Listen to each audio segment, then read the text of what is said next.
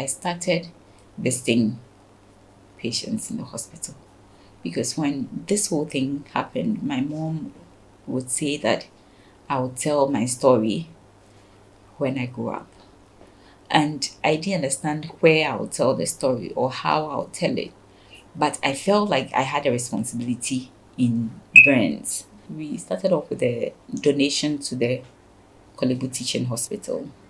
We had good rapport, relationship with the National Reconstructive Plastic Surgery and Burn Center that helped us to make that donation, which was supposed to cater for the patients in the hospital. There were about 22 patients. What we are doing is providing dressing supplies, cotton wool, gauze, detergent. So providing these things and even some treats like maybe white milk, some pastries. So we made that donation to the hospital and we gave money to support the treatment of 3 of the children in the hospital. That was the first thing we did before we started extending our help to children at the Ridge Hospital.